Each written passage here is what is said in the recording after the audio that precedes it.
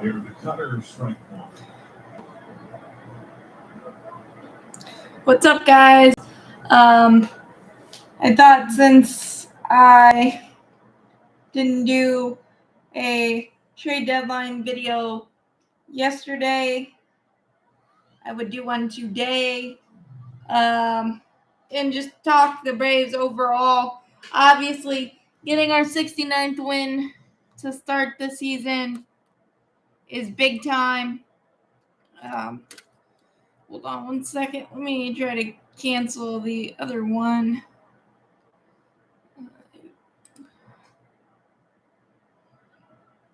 Breaking ball thought foul. Technology. This will be Smiley's 70th pitch. There is one out in the fourth.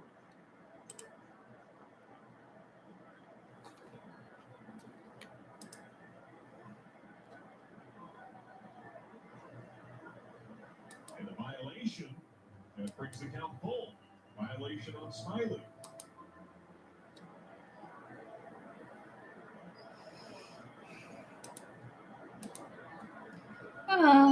Blah blah. I didn't delete.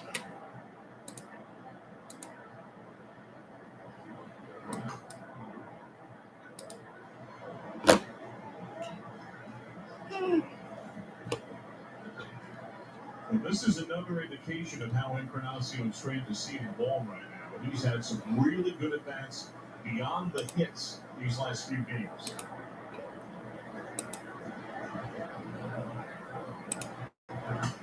That's a fair ball. That's a base hit. After Encarnacion's trying to second, the throw to second, offline and late. Okay. Sorry for that. I tried to schedule it so people could go in and wait and just start that way, but it didn't work out that way. But obviously the Braves didn't do a lot at the trade deadline, adding Nicky Lopez from the Kansas City Royals for Taylor Hearn, who struggled in his one outing as a Brave. But we're able to pick up Nicky Lopez, who is a plus defender, leads baseball in outs above average, a sabermetrics dream since 2020, 54 outs above average, like I said, which I'm not exactly sure what that means. I just know that he's a really, really good defender and has a lot of versatility in the infield. I kind of would have liked to have seen him today in the ninth, maybe, just to get his feet wet. But you know the Braves, they're never going to take an inning off, especially when a game matters. The other moves, Pierce Johnson has been really, really good. A little rocky start, pardon the pun, because he was a former Rocky, but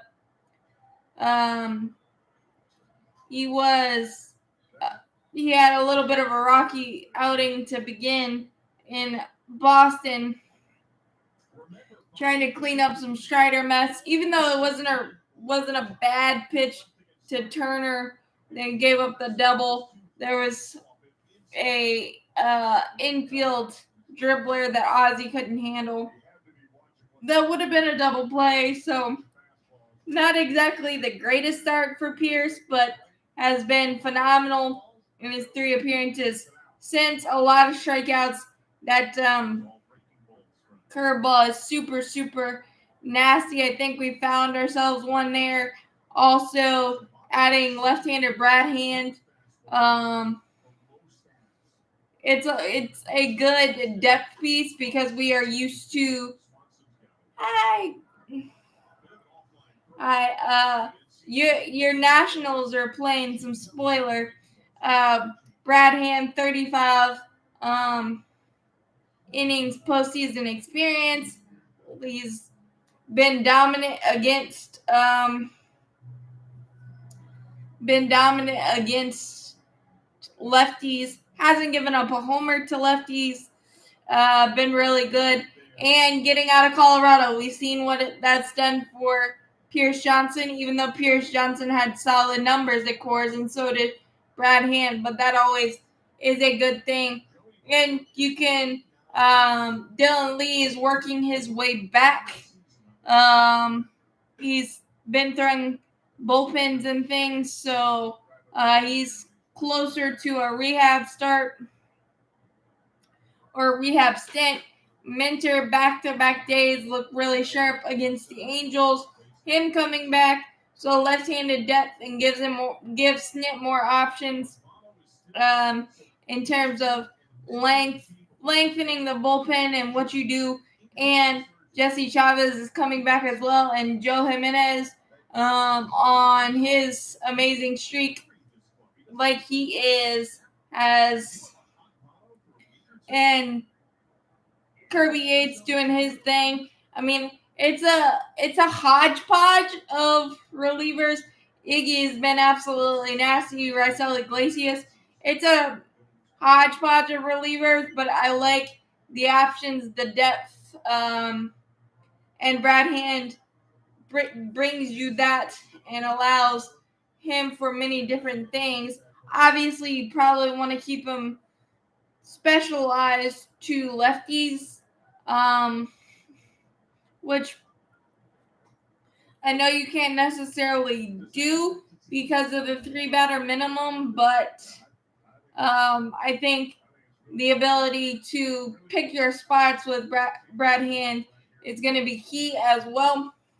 But you can pick your spots with Brad Hand with lefties, with 2 other lefties as well. I guess that's what I'm saying.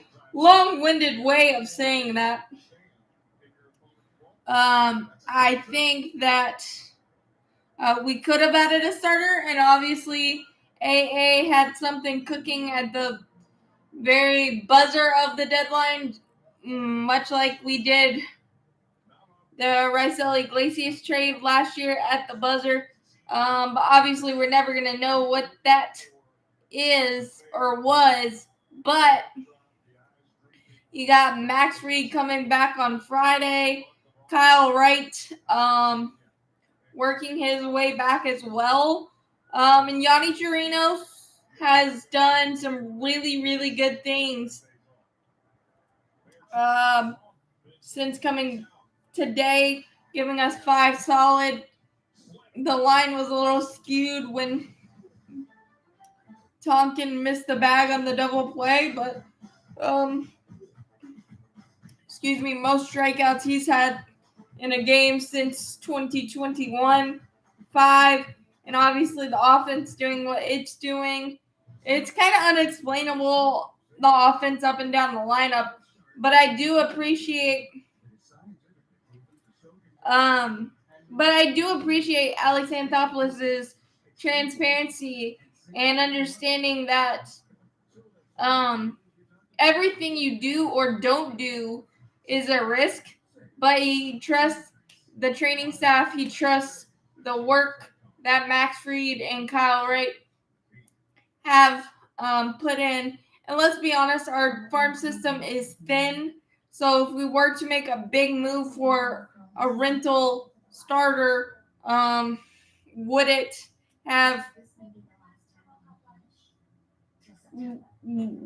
pay off the way we wanted to in a World Series? We won't know that.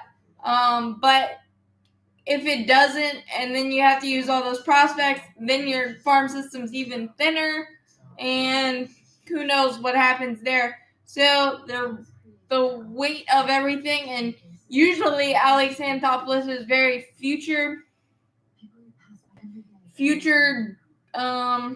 oriented in his moves. Raisel Iglesias under contract for a longer period.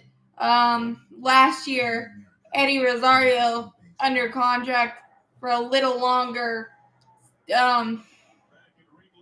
And he likes the 1-year deals thing. he likes to do his moves more in the off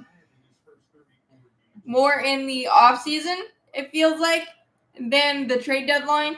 And obviously he turns over every rock and makes every move in the best interest, and so does every team.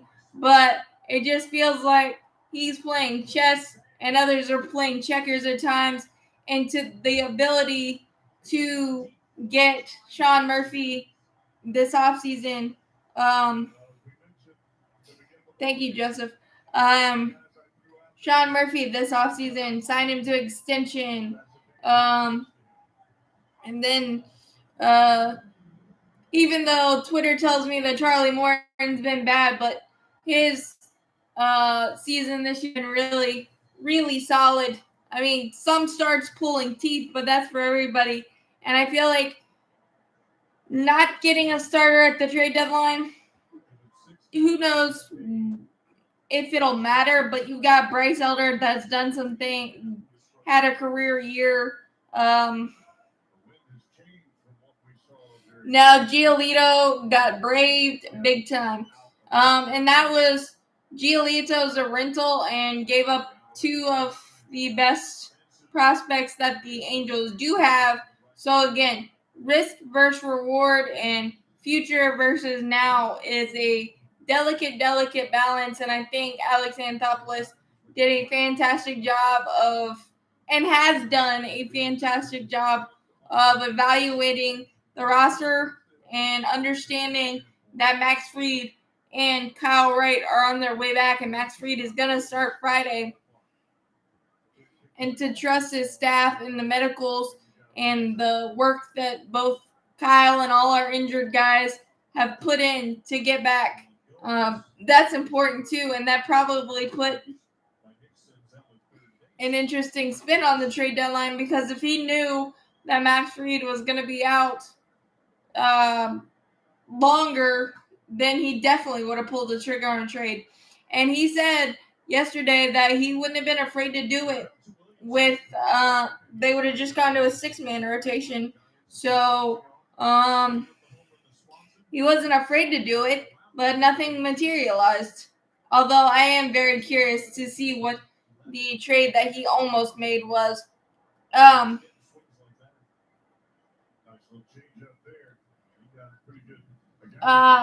Yeah, I think Hand will. Just great veteran experience. As long as you use your spots right, and if we have 3 lefty options down the stretch, that is never a bad thing. And Chavez coming back as well. But this offense is just nuts. And it's funny too, when we have a bad game or whatever else. And when we quote unquote have a bad game and lose, you still look at the exit velocities and they're over 95 miles an hour, just right at them every single time, it seems like. So the approach of this offense is absolutely insane and so much fun to live and see. The cut down on the strikeouts is awesome as well. You're gonna strike out, but the battling of the bats, the multiple 3-2 counts, we make all 27 outs really, really hard for opposing staffs, even when we're facing ace pitchers, and make it hard on them. So it's really, really nice. Like I said, hopefully in some future, blowout games, we get Nicky Lopez in there at one point or another. But right now, you don't want to rock the boat. And I see that. And I love how the mindset of this team is just every single day as a new day. And that's kind of how I approach recaps and games itself. The one game is one page of the 2023 book. and then one series is a chapter. That's kind of how I look at it, especially when there's frustrating stretches or frustrating games that you don't like. That's just how I look at it, and it's kind of helped. And yes, Heller was sent down. That's presumably to open a spot for Max Fried for Friday. We also do have to make some sort of 40-man roster move, or somebody's got to go on the 60-day IL tomorrow, just to free up a spot for Max, because I believe he was on the 60. So now you have to switch that. But overall, the trade deadline, I think the Chicago White Sox did well in selling and realizing that getting all they could. Although I am surprised that Dylan Cease and Tim Anderson are still around, but you have to have some cornerstone pieces, and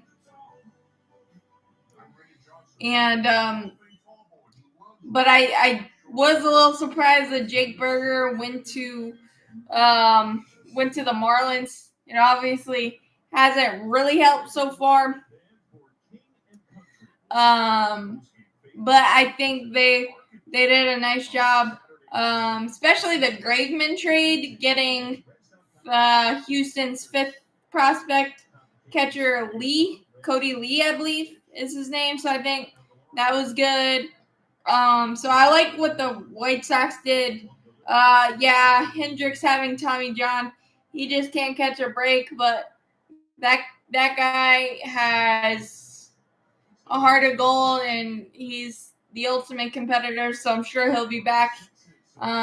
He's not gonna let baseball define his terms. He's gonna go out the way he wants to go out, and so yeah, it really stinks, but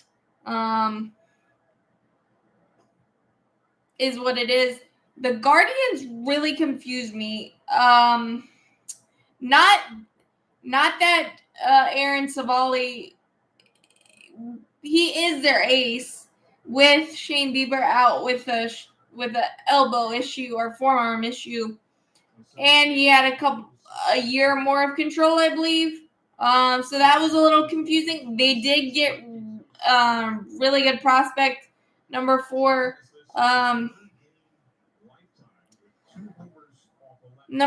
prospect from the Tampa Bay Rays, and trading Josh Bell and Amed Rosario, even though Amed Rosario hadn't been really hitting except against the Braves. He had some big hits against the Braves. And they're so offensively challenged and starved. It was kind of strange that they went sell mode, even though they're only 2.5, maybe 3 games back. And I think you saw that last night with the Framber Valdez no hitter, just kind of the lifelessness a little bit. I think the Braves could go to the World. Like, playoffs are a crapshoot, and anything can happen. Just got to stay healthy and see what happens. I don't like to predict things because I'm bad at it. But I feel really, really good. But again, I'll just take it one game at a time and one series at a time. And Segura getting DFA'd, and he's got a lot on his contract for the Guardians. That one's a little confusing too.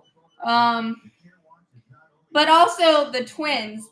How in the world do you do nothing in terms of bats? I realize it's a seller's market in that there wasn't a lot of places to go to get bats, but to give them nothing. I mean, you acquired Dylan Floro, which I think is a really good piece for your bullpen, but there's not, and they came out of the gates firing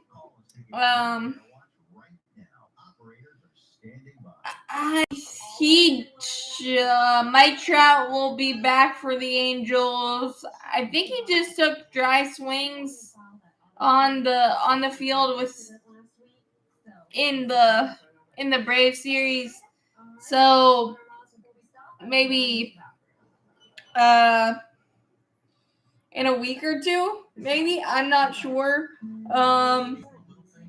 And speaking of that, I respect the heck out of Perry Minasian and the Angels for saying that we're going for it, acquiring Giolito and Ronaldo Lopez, and CJ Cron and Randall Grichuk and Dominic Leone, I believe, too.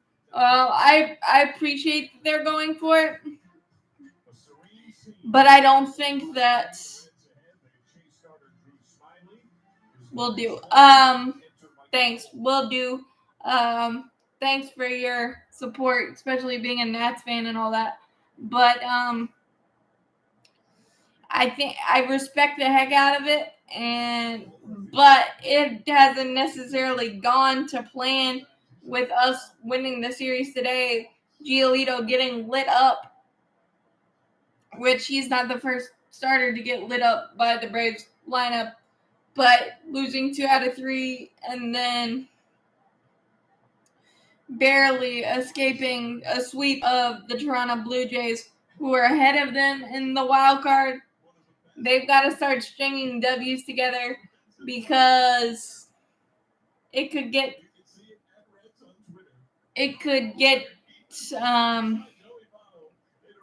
away from them quickly.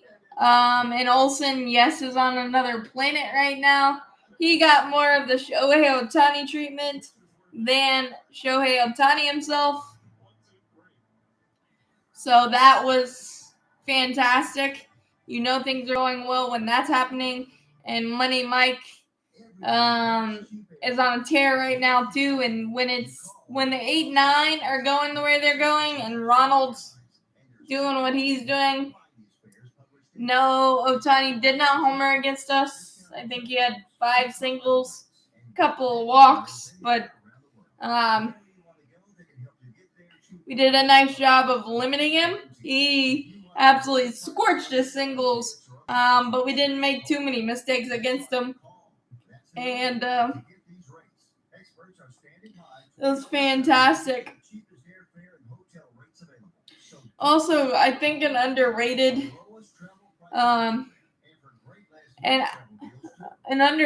thing about our team this year is we've gotten. Yeah, Chirinos looked really good, and that was kind of my point, going to my point anyway, is that we've gotten some quality from Chirinos. Colby Allard, before he got injured, we had a couple quality starts keeping us in the ballgame from him. Michael Soroka as well. That one's a little scratchy to me on what we're doing. But we've gotten quality from him. We've gotten quality from Alan Linus in that one start. I know he only made one start, but kept us in the ball game. When we don't do bullpen games, we are pretty okay, and it's not. And obviously, Elder stepping up for a career year hasn't hurt either. But you're just getting quality from different spots that you didn't think you were gonna get quality from, and it's nice, and it's a credit to Rick Krenitz and the pitching staff to understand and kind of unlock things for these guys when they need it. And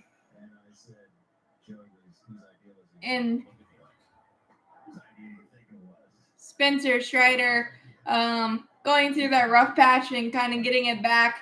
Obviously, that 7th inning thing is still a little bit of a bugaboo for him, but he's been amazing, and all you can ask for is to get quality and get a quality chance to win. And these guys for the most part, I've done that all year long. And the mix match of different guys and Schuster, Dodd, even though they're struggling a little bit down in AAA, they gave us quality at times this year as well. So it's amazing. And I think it's already taken probably 70 total players to kind of get us to where we are. And obviously there's still a lot of work to be done, but it's been a lot of fun to watch how this record has formulated because of all the pitching injuries we've had. Max Fried, Kyle Wright, and just all the uncertainty of that, and to be able to continue to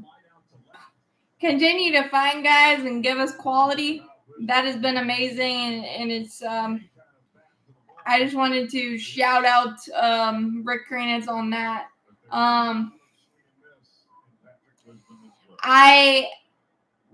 The other couple of teams that really confused me at the deadline, the San Diego Padres, they crushed the Rockies the last 2 days.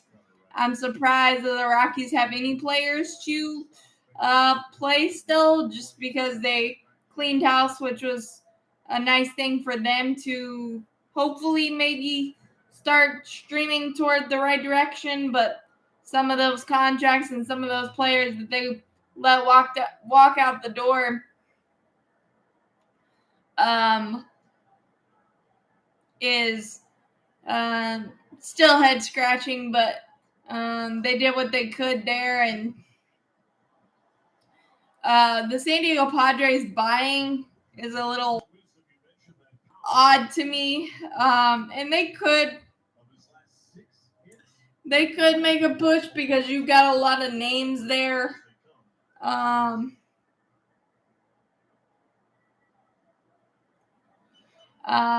Yeah, the Braves have a tendency to have prospects none of us have heard of, and we end up trading them, and we're like, okay, that's cool.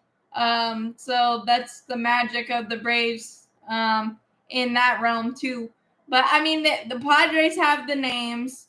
Machado, Tatis, even Gary Sanchez has done some really good things for them offensively. Bogarts, Snell, although Snell has somehow been able to get away with 39 walks in his last 3 starts or something, and I don't know that that'll play, but I just let me see where they sit in the standings wild card wise.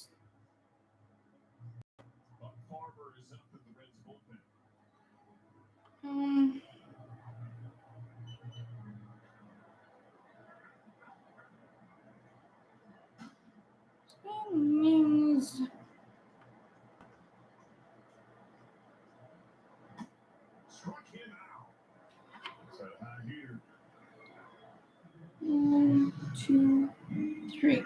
They've got to hop over 3 teams, and they are 4 games back, which doesn't sound like much, but you could have in the sellers market, you could have gotten a lot for Josh Hader, who's going to be a free agent this coming year, off season rather.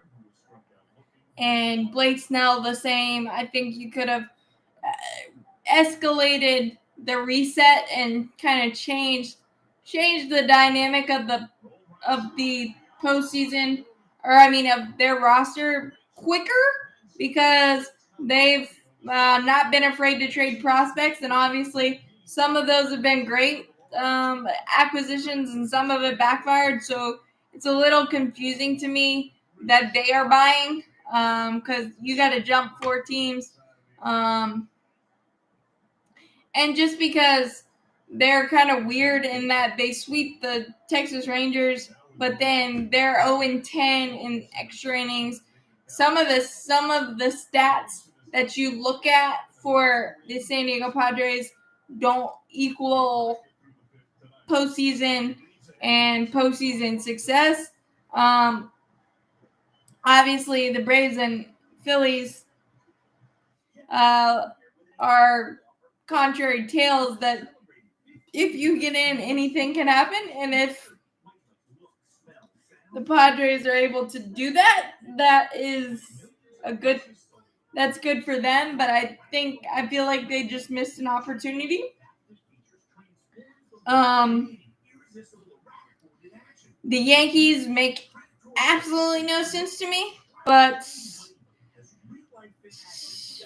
I don't think they actually chose a lane, and standing pat is a little because at the very least, maybe call up one of your prospects to see what you have in them, especially at the left field position. That's a little odd to me. Yeah, I saw the Marlins were coming back, Jason, or Joseph. Sorry, but that's very, very confusing. And I know they're winning 7-2 tonight and are technically in it, but they have way too much strikeout in their lineup. The unfortunate news of Domingo Germán. Hopefully he can battle it and get back and get healthy, mentally, physically, and all for his family.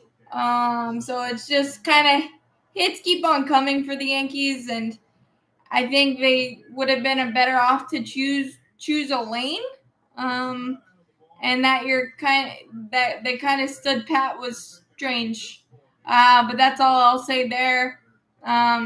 I think the Mets, you can't, I'm not going to sit here and praise the Mets for what they did, because they're basically paying for prospects $90 million between Verlander and Scherzer not to pitch for them this year and next year. But getting Drew Gilbert and getting Ronald Acuna Jr.'s brother and kind of rebolstering that rotation, or rebolstering that farm system, and doing what they're doing that way, I can respect that part of it, but it just proves that spending stupid money doesn't work, especially since the roster construction was strange before they did their spending spree this offseason. And let's face it, they didn't. Nothing really has gone right for them, but they played really bad to make that happen. So, I mean, I like the prospects, especially Drew Gilbert and all of that stuff, but and to say that you're not going to compete in 2024 or 2025 and 2026 is your window, well, if that's the case, why didn't you try to trade Pete Alonso for what you could get? And you could probably have gotten a pretty good return, because there was so few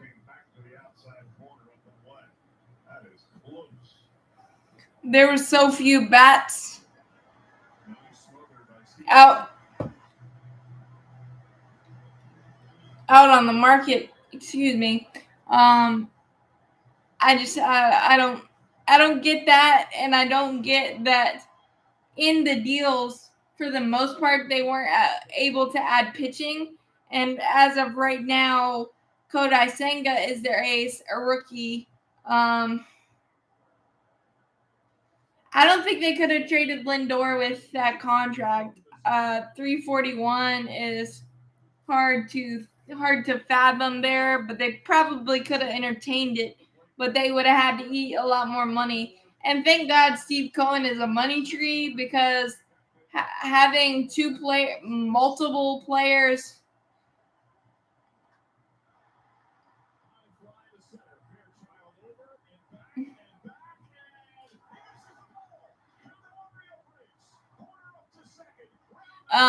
Sorry. The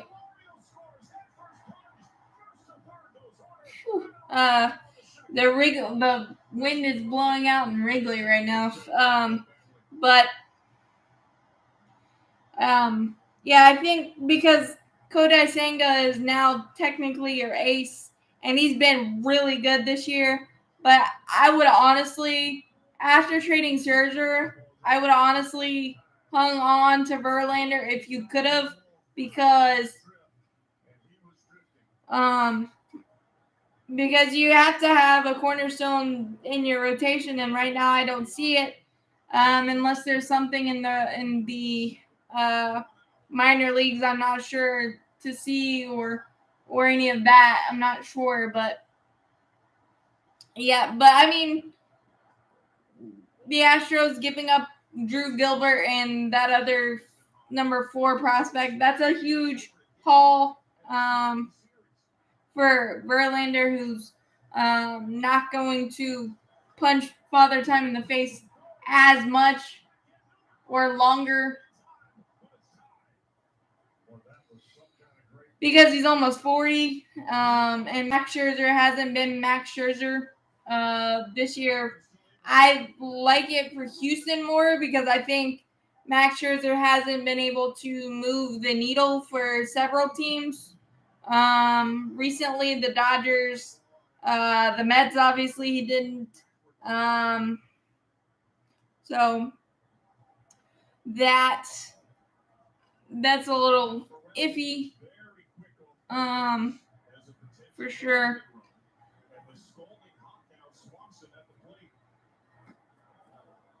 Yeah, Ronald's doing it all, and it's just so fun to see.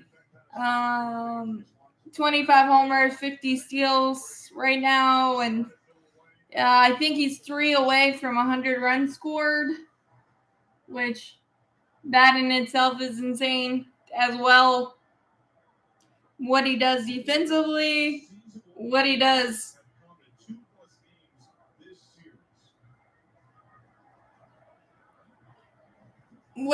clubhouse wise, Matt the lineup change, kind of similar to when we moved Ronald to the leadoff spot, and Josh Donaldson to the 4-hole. We took off in 2019, and similarly this year when we moved Matt from the 2-hole to the 4-hole, that's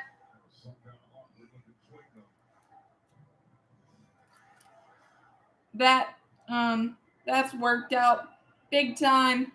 Orlando Arcia doing what he's doing.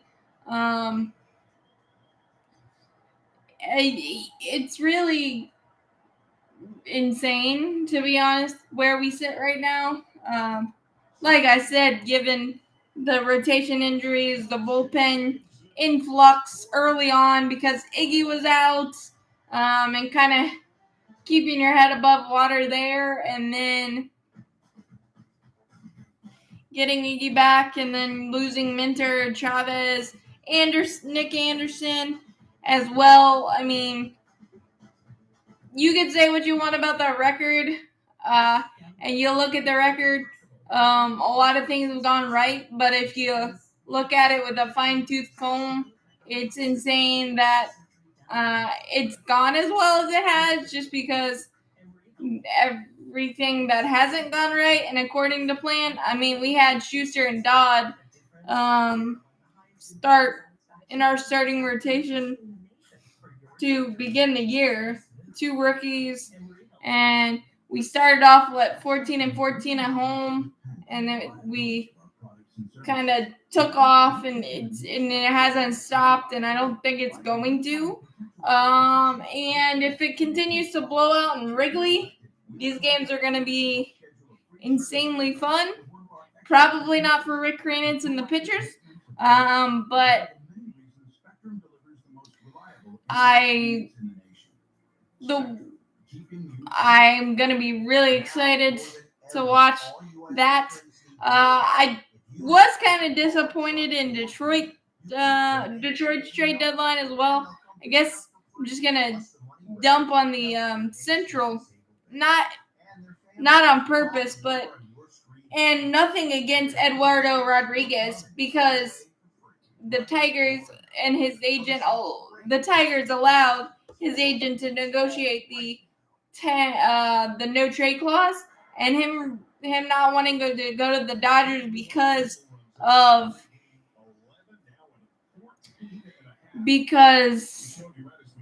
his family. These guys are humans, and there's a lot of factors that we will never understand. And yeah, he might be not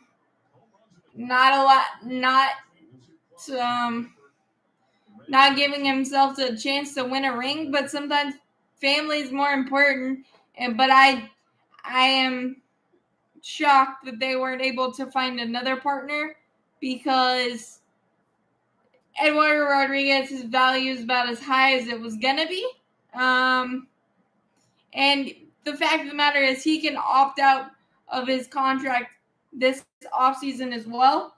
So Eduardo Rodriguez is sitting pretty, and I just feel like the Detroit Tigers kind of lost a little bit yesterday in that they didn't take advantage of the seller's market. And Eduardo Rodriguez made the right decision for himself and his family, but I think it was just poor on the Tigers that they couldn't find another suitor, because Eduardo Rodriguez has a lot of playoff experience, has been pitching really, really well. I know some injuries and some personal issues derailed him the last couple of years, but he would have definitely helped escalate the Tigers' rebuild and farm system. So I just think that was a little bit of a missed opportunity. Maybe Alex Lang too, but I watched him today and had some big time control issues. So Detroit may be underwhelming.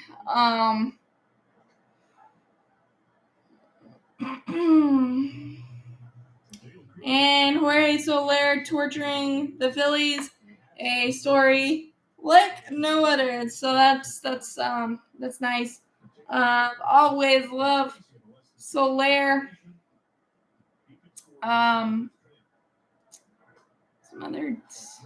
I was thinking that the Orioles might do a little more, but getting Flaherty is a nice move. Even though a lot of people don't like his personality, but he's a nice get, and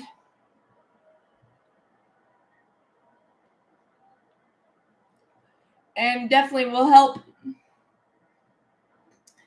bolster that underrated and probably underappreciated Baltimore rotation, just because not a lot of people are familiar with the names, and Kyle Gibson being the anchor veteran with now Jack Flaherty, that could really help. But watching the Orioles play this year, super fun.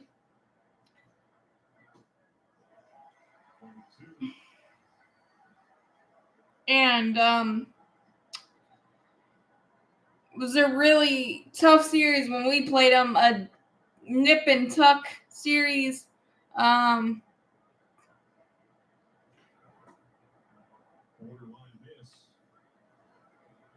So I wish they could have done more, but again, there wasn't a lot of sellers because everybody thinks they have a chance with the extra wild card. So, and the Orioles probably can make a bigger move this offseason anyway. But we'll see where they end up this season, because if they get hot at the right time, who knows what could happen there as well.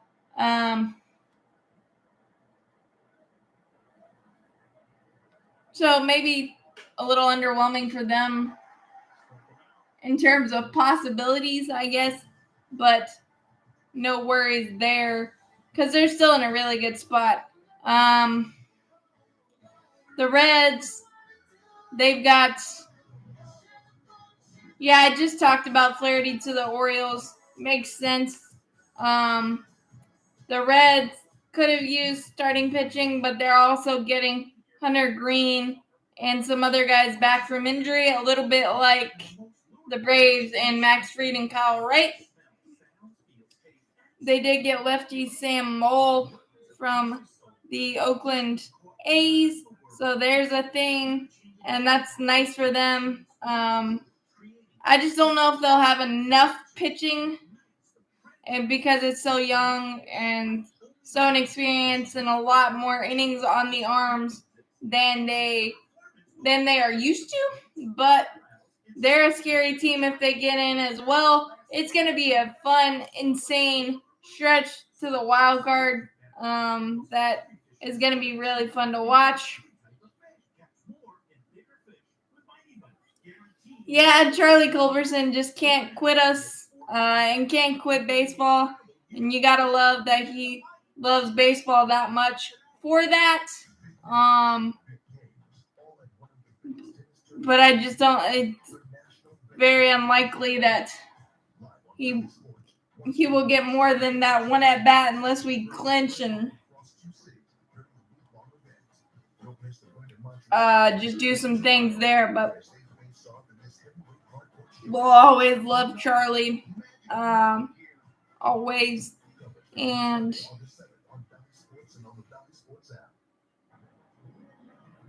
that's.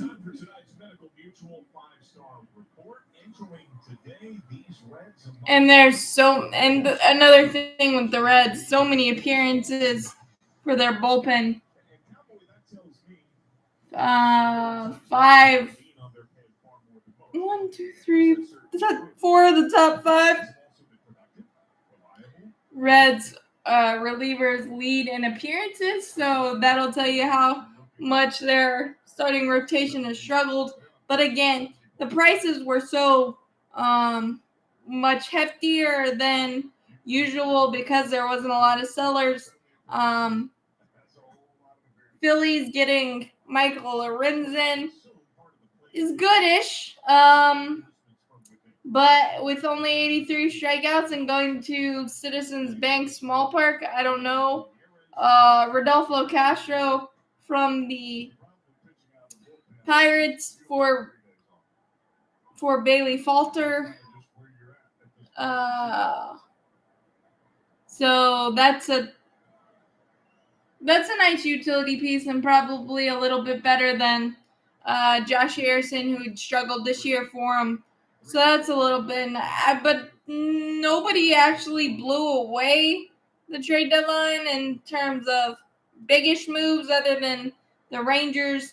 The Rangers loaded up, getting Jordan Montgomery, Max Scherzer, and they also had to acquire Austin Hedges for because Jonah Heim is out with a wrist issue. But Corey Seager returned tonight from the IL from his wrist issue and hit a homer. So I think their offense is going to be just fine. And they definitely bolstered their pitching, but they don't have they gave up a lot in their farm system, but they're pushing all the chips to the table. So we'll see how that works. I did like what the Blue Jays did, getting Jordan Hicks, especially with Jordan Romano's achy back. And Bo Bichette's scary injury.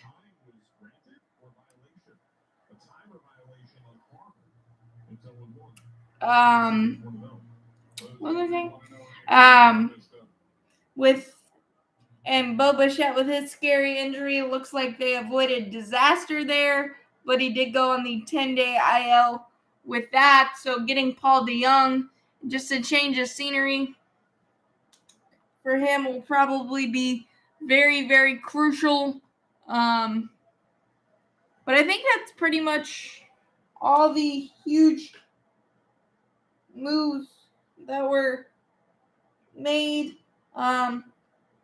And love where the Braves are.